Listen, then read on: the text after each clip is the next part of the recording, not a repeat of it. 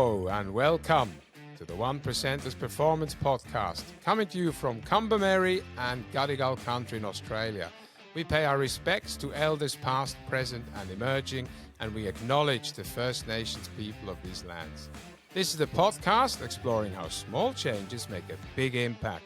I'm Mario Buchs, and together with my co-host Tim Buxton, we'll discover the unseen edges of peak performance to help athletes, teams and leaders unlock their exponential growth.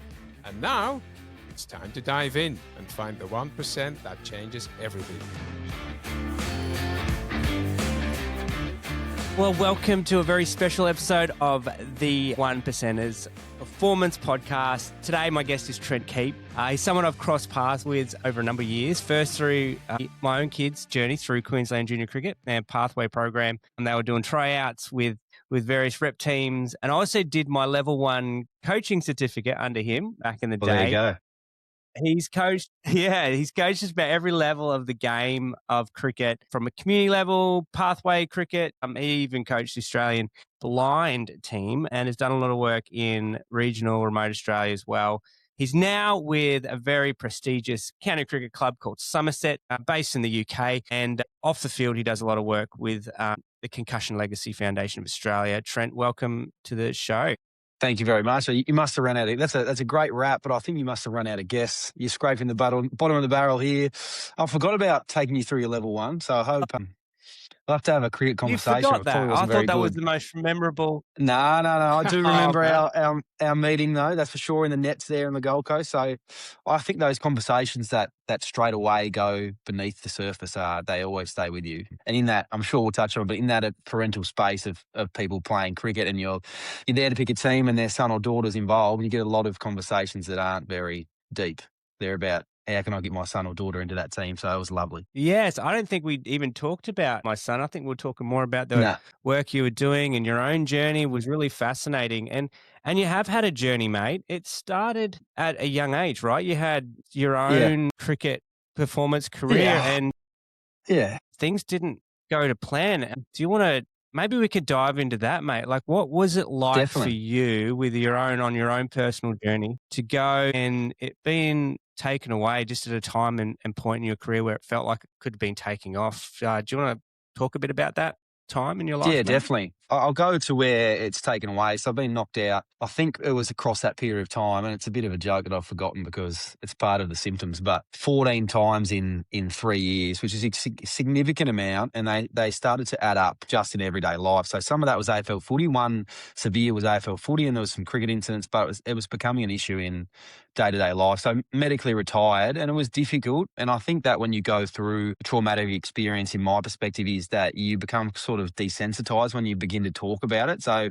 quite often I'm asked about it and I say, oh yeah, it was a really shit time. But yeah, when I speak to my parents about that time and them from their perspective, it was pretty dark. There's some deep concerns. And I think without the Concussion Legacy Foundation, I certainly wouldn't be here coaching in England. And I mean that from a sense of probably my own personal safety and also the development I've been able to do as an individual on the back end of concussion and learning about others and probably being more open to what's going on internally with people has probably elevated my cricket coaching career. So I was asked the other day whether I would change it, and I found it really, really difficult to answer because I think I'm a better person for those experiences. But in the midst of all that, there was some challenging times and some times where I probably thought I wasn't going to get back to any sort of mental fitness or physical fitness, and then some sort of internal happiness with everything that had been taken away in terms of your health and your ability to exercise and play sport. But adolescence-wise, I'm in the middle of 2 brothers, so we played outside a lot in the backyard and we played free play, which I'm sure we'll get touch on in this podcast, but we just played with each other. There was rules, but they were, setting up test match scenarios to be people that we had seen on TV. And I think that's probably something that's been lost at the moment. One, space in Australia. People probably don't live on as bigger blocks anymore. I grew up on land, and then also everything's digital. But yeah, it's been a journey, and every day is now, and I'll write a little bit on LinkedIn about every day learning something new or trying to put myself in positions of uncomfortableness. There's a new word. And so far it's been good and trying to have a smile on my face most days. But concussion stuff was, as dark as it's been for me, certainly. So how old were you, Trent? With your first concussion? I'm 32 now. Yeah, I was looking back, I think it probably happened early 20s, and there may have been little head knocks in my adolescence. I played footy in the winter and cricket in summer, and that was pretty much religion for us. The second the days swapped over, it was cricket gear in the bag and footy boots out. But the first diagnosed one, I was 24, and I ended up retiring late. I think I was 26 or 27 when it was at its worst, and I'm 32 now. So, yeah, and the most severe was certainly in that 26-year-old period. I mean, that you're looking at about an 8.5, 9-month journey back to what I would say is fitness, but other people may say it happened earlier than that. But yeah, extremely challenging time. And I found the Concussion Legacy Foundation by chance, really. Someone passed me on to a girl named Lydia who just introduced me to that, and it's probably why I'm so passionate about it now. Well, it's a big topic. I mean, I know there's a lot of insurance companies now within the AFL. They won't insure players for head concussion injuries anymore. And look, and I think about what you just said. You were 24, 26. Like cricket's one of those sports where you generally don't make it to that top level of like representing your country till you're in your mid-20s, and some players actually debut in their 30s, right? And it's a long journey to be on, and to be kind of can give so much of your life to, and then to be taken away. I mean, that must have taken a bit of time to come to terms with that level of loss, considering, you weren't 18, Yeah. you'd given now a good part of, your life to it. Yeah, my whole teenage years was built around trying to be a professional cricketer, and that's certainly I've spoke quite clearly on a couple of occasions around that. I struggled with detaching from the outcome of the game, from an anxiety and perspective. My entire self-worth was wrapped up in Trent Keep being talented at cricket, and I think I grew up in a very small country town where it was clear that I could play above the average level of the other 6 people who played as well. So there was internalised pressure to be the best, and I never got external pressure. And these are all things that were going on inside a young adolescent brain while he's developing into a young adult. So I'd already struggled with that. I think that during those periods of time when all of a sudden you're not playing, something looking back I struggle with the most is just the incidental contact of socialising. Who am I actually going to spend my weekends with now if it's not those 10 guys I'm playing cricket with? That was really challenging. Who are my actual friends outside of teammates who you spend Tuesday, Thursday, Saturday with? And it took some time to come to grips with that. And you spend a lot of time on your own then. And I think, the idle mind can be challenging for people to navigate, whether they're in great health or bad health. So, yeah, dark time, challenging. I went and tried a number of things as well, Tim, to be honest. Yeah. Look, what would be one of the things, I mean, you said some good things just there, some of the questions you would ask them. What would you tell maybe young people today that maybe were, had maybe a bit one-dimensional in their approach to like, this is what I want to do with my life? I mean, not to take away that shouldn't be something they're pursuing, but maybe to, would you, what advice or what would you tell a younger Trent if you could back then? Yeah, it's a good one because I probably was getting that advice from school or parents and I hate this notion of having a backup plan because I'm a bit all in. I'm a bit operation back yourself. This is going to work out. But I think it's nice to be able to start conversations with people you trust that, okay, you don't have to have a backup plan, but who is this person? And maybe you've done some deeper work earlier on rather than saying, I am a cricketer. I am Trent Keep who plays cricket. I think that language just allows the brain to frame up in a different manner. But I got all the advice under the sun in terms of having other things to pursue, Tim, for sure. I can't blame anyone else, but I'm not going to say to someone like have a backup plan because I think you do have to be all in, but I think it's the actual internal self-awareness that allows you to be like, I am skilled at this, similar to what a doctor may feel. They are skilled at their surgery or their area of expertise, or you guys on the podcast, but I am this person. And quite often what you see on the field and off the field can be varying. Well, it's not who you are, right? Yeah. Sport is not who you are, it's what you do. And I think you've hit a great point there. Sorry to interrupt, Tim. I just have a great, not a great question. I think it's great anyway. It's about, when we work with young people as well, Tim and I, in our sports and stuff, it's getting them to have that network set up early on rather than telling them not to go all in, right? Because that network, like in your case, will help guide you along. So it looks like you've had the right people around you. And perhaps that's something we need to emphasize on more when we have these talented sports people or cricketers in this case. Yeah, I couldn't agree anymore, Mario. I think such a good lot of it. Sorry, Tim, you go. No, You're the guest, No, mate. I think, far away. Mario, and to your perspective, is like there are times where the parent may actually be living that dream. And I listened to your running podcast where you're talking about some of the athletes you work with and mums and dads' dream. And I've met thousands of young people who are playing cricket because, one, they are talented and we like to do things that we are good at. I am 32 and if I go play a new sport with other people, I'm going to be shit at this, and that irks me. So I'll probably do a bit of practice before we go as a big group. But we have a lot of parents who are living their lost dreams or dreams they didn't have through their child. And I think eventually the motivation not coming from within will just die.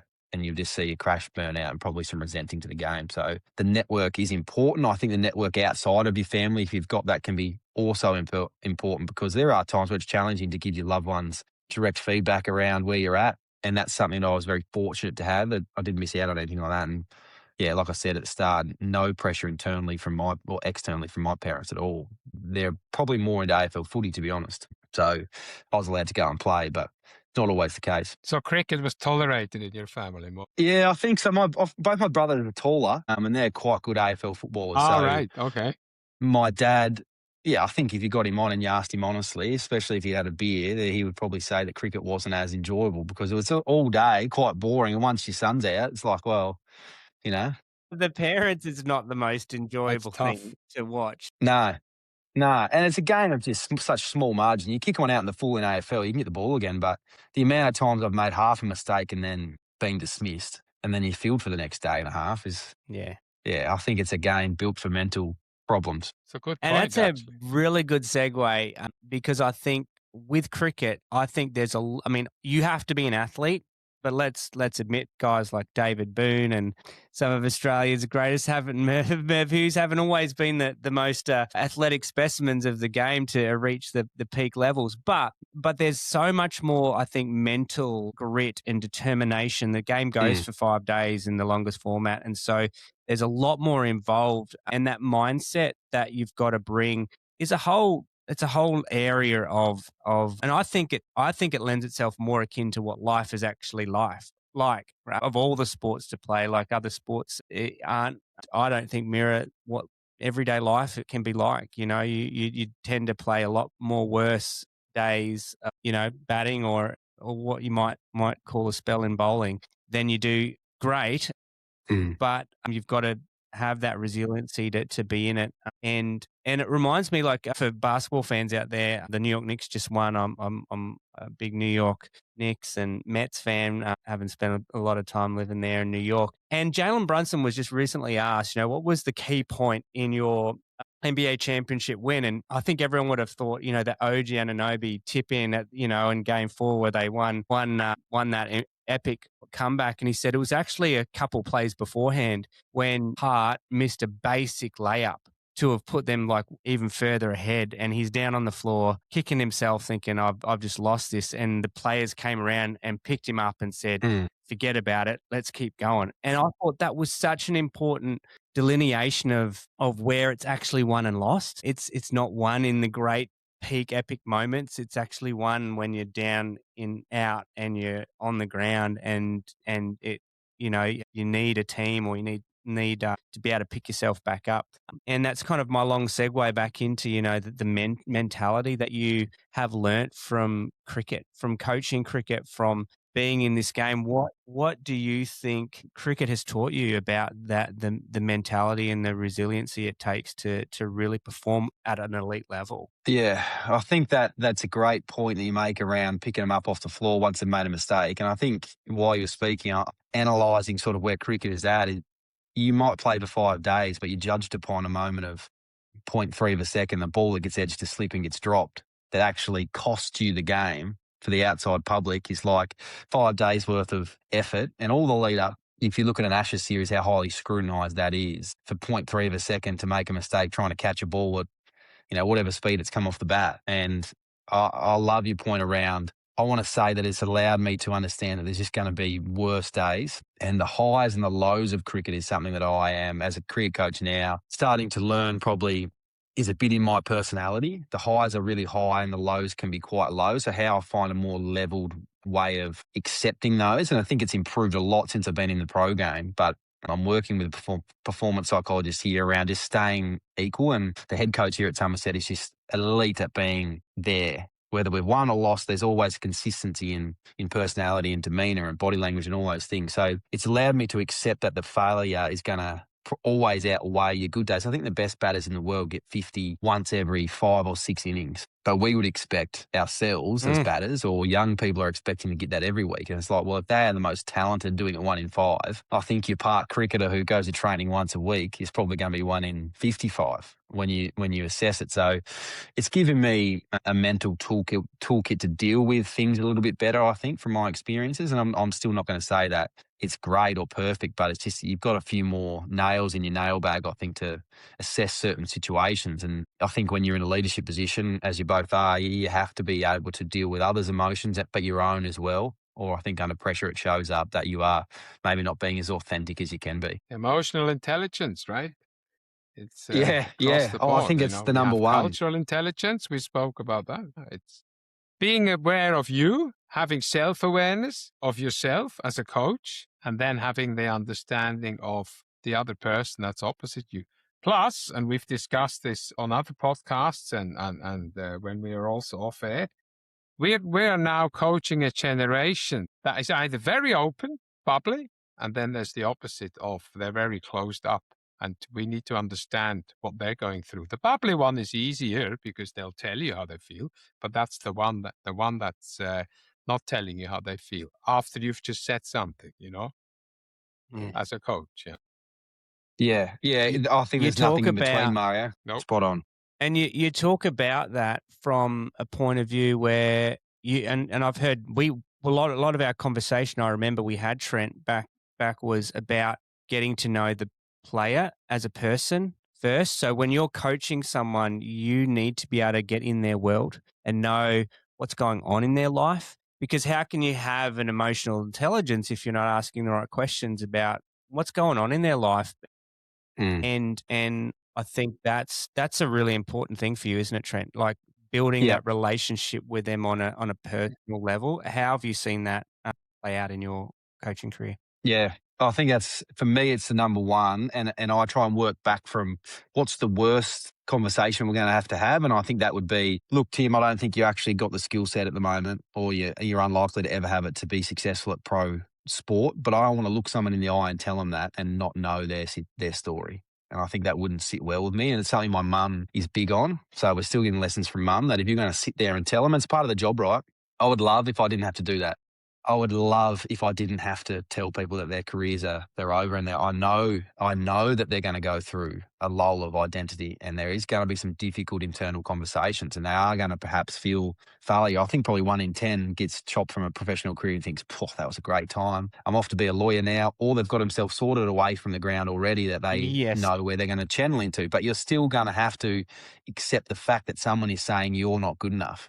And I don't want to ever have done that, having not known someone's story. And that's from their upbringing, and do you have sisters or brothers or their kids, and how are they going? And I think sometimes those incidental questions that you're asking with authenticity mean a lot to people. And a great example of, on one of the A series, I asked a player if they had any siblings, and he said, I've got a sister, or rah. That's just the example I'll use, so I don't give it away. But I said, what does she do? She said, she's studying law. So in my Outlook calendar, I just put for a week later, make sure I ask ex-player about how his sister went in her law exam, because you do have a lot on your mind and you're not always thinking about, the 30 other people. And it popped up the morning of a training day, and I just remember going straight to that player and being like, how'd your sister go with her exam? And he was almost like, how do you know I have a sister? And how do you know she studies law? I said, you told me that. And we still frequently talk about that. It's the first time he's ever been asked. So maybe I got lucky. And I think the other side of that, and both of this, is that I am naturally an inquisitive person who likes to talk about other people. And I think that shows up. Whereas if it's someone a bit more introverted, maybe asking those questions, maybe there's a lack of authenticity there, and the players get a bit like, it's intrusive perhaps. But I think there's some natural flair to asking and then generally actually being engaged in the conversation, which I can see when I look at the screen here. I can see that you two are engaged with what I'm answering. It's not just much, I walk past Mario in the hallway and go, how are you, mate? But by the time he's answered, I'm already through the other door. It's not that. It's actually sitting and stopping and creating space for for them, but in a roundabout way, I just don't ever want to have to look someone in the eye and tell them their career's over, having not given them a chance and given myself a chance to understand their situation. Young kids ask a lot of questions when they're younger, right? Because they want to learn. And then suddenly as adults, we stop asking the right questions because we think we know everything already. How can you sell something to anybody without knowing what you have to sell to them, you know? Yeah. A sales guy who doesn't ask me anything, he's never going to sell me anything. And we as a coach or a mentor or a leader, we have to do exactly the same. We are selling something else. We're selling them tools to operate in the field of practice. Whatever that is, it doesn't matter. It's their work. So we just call it work. We need to give them the tools so they can operate in the field of practice. In your case, it's a cricket pitch and everything going around. But obviously not only cricket, they also need to know how to obviously deal with media, social media, that social interaction with everyone else. So yeah, and we have to give them the tools. And without asking the right questions, we will never know what tools we can give them. Yeah, it's a great Here's a point, ball, Mario. here's a bat. That's no solution, right? Yeah, I think that sometimes as coaches, it can quickly become about us, and it's actually not that. It's solely about, for me anyway, it's only my perspective, and it could be wrong, and it might be the reason eventually I get sacked, right, is that I care deeply about the player and the person, and it's the person first for me. And that comes with, you carry a lot of their weight as well. Like if I know that, Mario turns up to training, he just looks like lethargic, I might be able to say to the other staff, no, his 2 kids they're sick. He hasn't been sleeping. He might actually be better off just missing today and allowing to sort that side of his life out to then turn up tomorrow, which would be Thursday, and present in a manner of which we know he's capable of. So for me, I really, really want the players to know that I care deeply. And then selfishly, if Trent Keep creates 15 England cricketers, everyone's winning because people are going to go, he's a genius. So I think once that gets said out in the open, like if you two, Mario and Tim, are 2 players, and if you both play 100 tests, some of the credit will come this way. So part of me is actually doing it for myself, but I deeply care about you and your journey. And I think once those elephants in the room are out there, it almost allows people to be like, okay, we've said it, now we can move forward. I love the intentionality though that you went about getting to know people and making people feel like it's about them, because I think even the best of us, even if it does come naturally, if you're not being intentional, if you're not actually making the effort, if you're not writing notes down, reminding yourself, it's those little things I think go a long way to, like you said, leaving a lasting impact on someone's life. Like at the end of the day, we don't know who will go on to be the next greatest, players. Some people have, I guess, it marked on them from the very beginning, but 99% of people, it really can be fascinating finding out what different journeys, and to be able to play a role, lasting impact on someone's life. That I think does take that real sense of intentionality. You've done that. I think what I've loved, you've done that in both, from a community grassroots level to working in, remote in communities in Australia, to working with the blind Australian blind cricket team. So in such a variety of settings that have their own challenges, how did those experiences, and you can pick it from, grassroots level to the Australian blind team, to the Indigenous communities, or working up at the NT cricket, on territory cricket. Like how did working in those different environments change the way you coach? How did that impact you? Yeah, deeply. Certainly the community work. I mean, I reflect. I've done some in Darwin and the Northern Territory, in Alice Springs, and then in North Queensland with Queensland Cricket around Cairns and up around the Cape. And I think that every time I think about, and there's a lot, I think, fuck this game off, stupid game. I'd rather just go to Woolworths and stack shells. No, and if people are doing that, it's not a slide on that job either. But I would love at times to be like night feel, headphones in, no one bother me. And I'll just stack these muesli bars away and I won't have to deal with the stresses of cricket. That I get real perspective of being in those communities, of how fortunate I am to work in this environment. And, we've just spent 4 days playing at Trent Bridge in Nottingham, and the whole 4 days I sat up there and thought, what a venue, what a job, what a life. But you're not exempt of the negative either. I remember going to these communities, and I still have one of the photos from North Queensland. It's this beautiful Indigenous girl, bright white teeth, just so happy to be out playing. And it's probably the one thing that I miss about pro sport. I think that once there's contracts and futures and money involved, that whether you say you love the game or not, it's never in its most pure essence of when it is with just a kid and a ball and a bat. And, they look at Queensland cricket or NT cricket coming out to community like you are a test player because it's so fleeting for them. But you just get an absolute perspective of how fortunate we are and the challenges that await for people that are out in remote community. It's not the same. I mean, I think it's a beautiful place to live. There's some positives and there's some negatives, but it is challenging. And it's given me a good understanding when I work in Australia. If we do have someone coming from remote community to pursue cricket, that it's not just about the skill-based stuff that we need to have in line. And that's probably where the understanding of people comes from, because we just have no clue to what people are going through. Yeah. Everybody has a story, Trent. 100%. Yeah, that's exactly right, Mario. And then it segues into the blind stuff, I think, is because those guys are, in blind cricket, to give you a brief overview, you've got 3 categories of vision impairment. Some can't see at all, others have better vision, and some have, compared to a fully sighted person, quite horrific vision. But in that scheme of things, they're probably those who can see the most proficiently. But I remember when I become assistant coach of that team, I'd never seen a vision impaired game of cricket in my life. And I remember I was driving from the Gold Coast to Brisbane to have our first training session, and actually being in the car like, I'm not sure I can do this. Don't want to turn up and have to ask all these questions about the game, and then called someone who I lean on a lot. And they're like, I think that's the beauty of it. You actually might be able to provide a different perspective because you have no idea on how they already play. So the question around why can't we do this or why don't we hit it like that actually allowed us to maybe get a performance advantage. But, those men that I coached in that series that we won against England, I think that's probably the best week's coaching I've had, in the sense that, they are playing for their country, and to see the proudness and the fondness and their parents there and people getting presented their hats and stuff. But it really dialed down on how visual I had been coaching in terms of how do I show animation. It's probably using my hands and engaging people with my body language. But when that is taken away from you, just how pointed your communication has to be. And I think in defaulting in cricket coaching and maybe in other aspects of life, it's like, if you can't get it through to someone, we generally just show them. We say, this is what I mean, hit it like that. But when that's gone, yes, you're coaching on their perspective, which is completely different to sighted cricket. So generally, you are trying to understand a person in sighted cricket, but you are commenting on what you are seeing. Whereas in that non-sighted game, it's like, I need to coach on how they are feeling and receiving in situations, rather than it being, this is what I'm seeing, because they're just not relating to the same thing because they can't see outside of, whatever that window is. So your communication style has to be so on point. And the other thing I'll take away from it is we talk a lot for the sake of it, which I've probably just done answering that question. That's a great example. I closed my eyes and I didn't know what you were mentioning anyway. But I have a question here, Trent, not joking aside.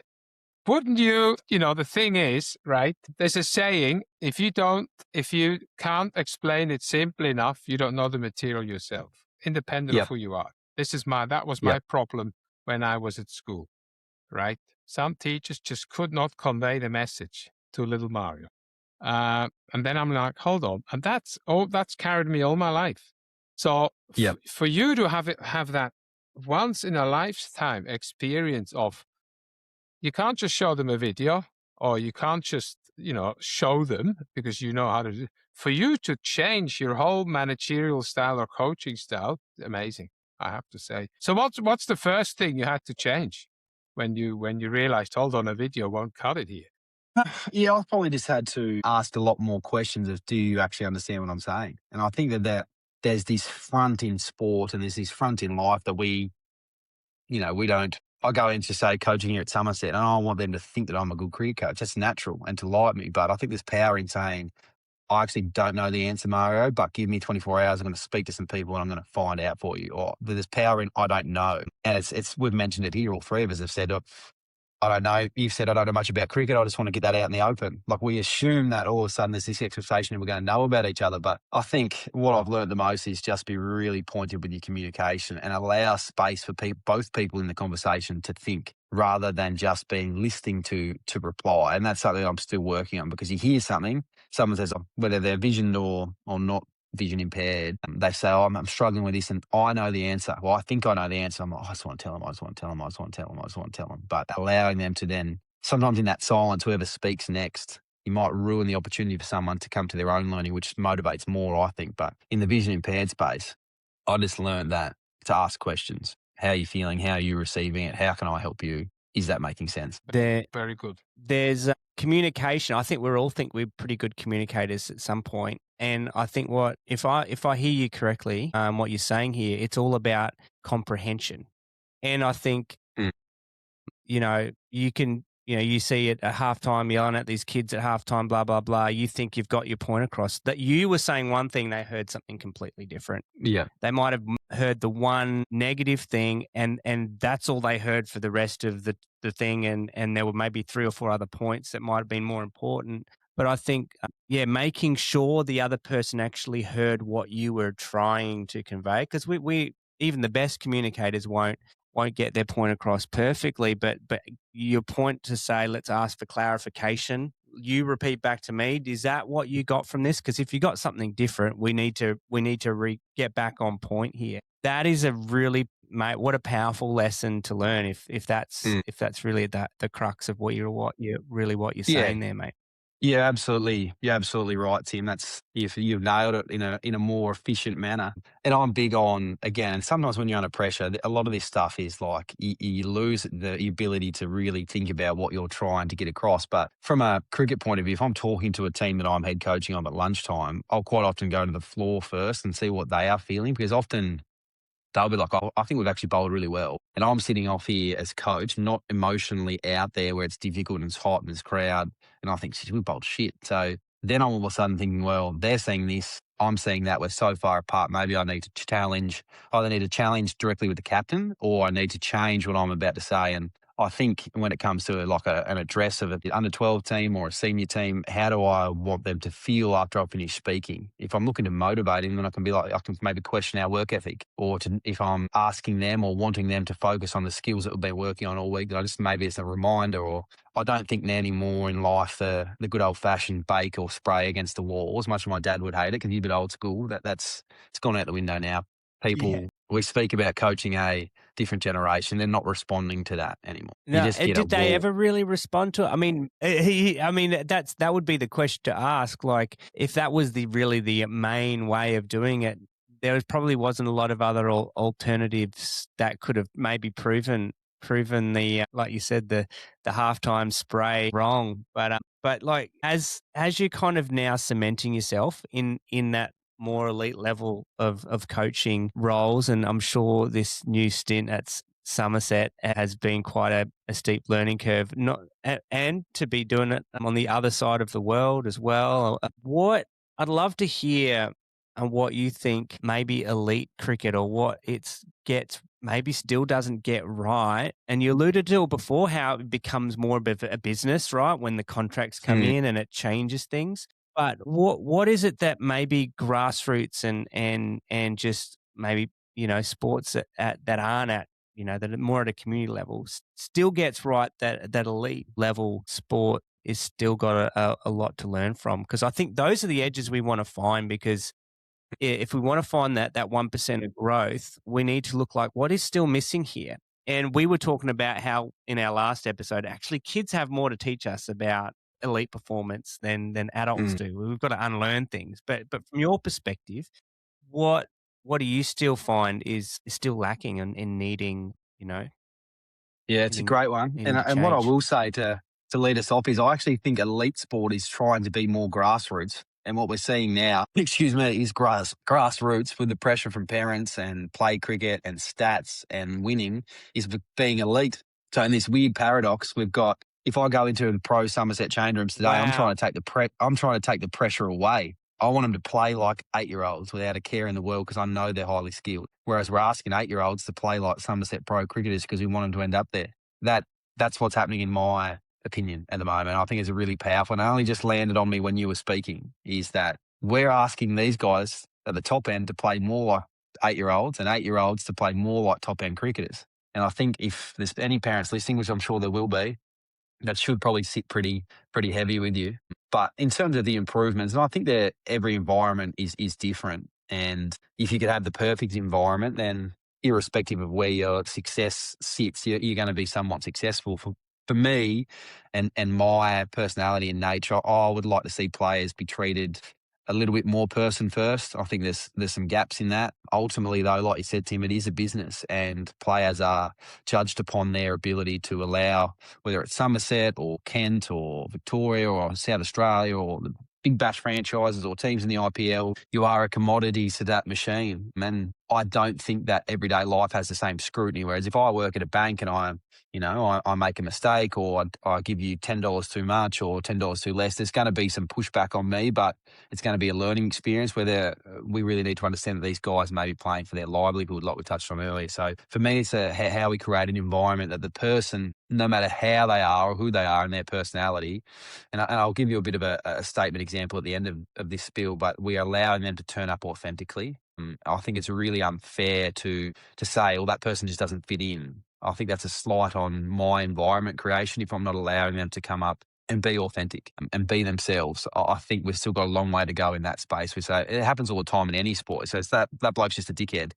Well, that female's just no good. She's not great for the environment. My first thought is, well, whatever is our environment, maybe not allowing her or him to turn up with vulnerability.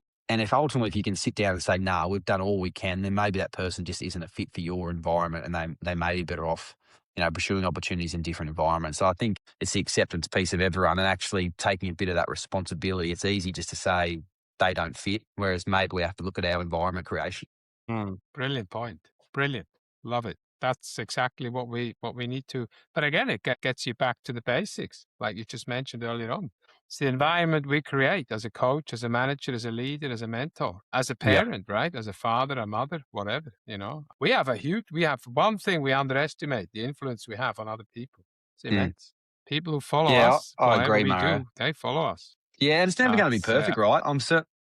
Yeah, I appreciate that. Thanks for validating my point. It makes me feel good. But I don't sit here and I'm not trying to at least say some of these things. I'll make mistakes all the time, and I'm big on the writing. The bit of writing I've done on LinkedIn and I've almost made it a bit of a facade for me now that I've no fucking clue what I'm doing each day. And I'm just winging it from in my seat and allowing the conversation to happen organically and taking opportunities that I think are going to be beneficial for me in the end. But I don't think there's a perfect way, and it probably speaks to the wider need to have a really potent coaching team. I know that there's probably 9 people in our dressing room that I'll be able to get the best out of. So maybe I need Tim Buxton to come in, who may be fractionally different to me in how they operate, and they're going to then have those 3 people aligned to them, and then Mario's going to take care of the other 6, and everyone's going to feel cared for. I think that in my journey, that's what I'm starting to see now, is if I just have 3 personality types like mine, the quieter person who maybe needs a little bit more warning up to, because I'm quite giving, he's going to be a bit like, they might be like, nah, I'm not at that stage yet. So maybe I need someone in the middle who's just going to, a bit of a slow burner that can create that relationship. So it doesn't matter how they feel cared for or who by. I think it's important that they feel cared for in your environment. So the coaching team is becoming, openly important to me. Now you know where to find us. That's exactly right. That's exactly right. I'm not sure we've got performance coaching duo. Yeah. That's exactly right. We might not have the budget for both of you, but you'll have to decide which one. It's Tim's sport. I hand that one over to him. He'll be more. Unless you won the Ted Lasso, then you can have me. That would be. What do you call this round thing you kick about? Yeah, I would be the Ted Lasso version. Yeah, that's so funny. Oh, mate, there's a lot more would love to, I think, dig in with you on. But, mate, you've, so many, there's probably like 5 or 6 1%ers you've already highlighted. And it comes through in just who you are as a person. And I think what you just said there, mate, I think you modeled authenticity. Being yourself enables other people to be themselves and to create that inclusive environment where everyone, it's the work I do with my charity called You Belong that highlights the work of refugees. I always sneak it in if I can here and there, but looking at the Socceroos play and seeing so many of them from a refugee background, from multicultural backgrounds, a lot of them wouldn't be allowed or be, to come into the country if certain people had their way in terms of, our welcoming, inclusive policies that we have as a country. But yeah, look at what happens when you allow someone the opportunity, right? And you provide for them just people from the very beginnings of their sporting experiences in local sports clubs to all the way to the top. And I love that you highlight, the push for elite sports to become more grassroots. And I think, I think that's something that I know I'll be repeating to a lot of people post this episode. But is there anything else that you'd like to add to the conversation, mate? Is there is a stat, is there a 1%er that you would say that the stat sheets don't show that a lot of coaches might overlook, that you're starting to realize, is something that you would say is probably really important as we kind of wrap things up? Yeah, I think it's maybe not just one point. It's a bit of a statement, I guess, that I make so many mistakes and coaches make so many mistakes. And we've got training this afternoon. I'll inevitably make errors where I think, and even from this potty ride, I'll probably, get on with my morning and think, I should have said that better.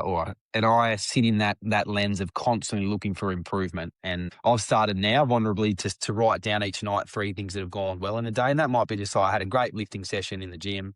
Really enjoyed that conversation with Mario, and I got to know John Smith a bit better, right? But we're in this performance lens. We're always looking to get better. That sometimes we actually miss the journey, and it's probably a bit outrageous, pot calling the kettle black a little bit for me to be saying that, because if you ask anyone that knows me, say he's just on the next task all the time. So I'm trying to verbalise the vulnerability that I actually have no bloody idea what I'm doing each day. And I look at people who are coaching, and I think, I could never be that organised. I'll never be like that, or I'm never going to be that good. So embracing that it is a human element to what we're doing. No one's actually expecting perfection. And half the time the players don't even notice. Like if I throw a bad throw, in my head, I'm like, oh my God, this player hates me. But they're thinking the coach hates me.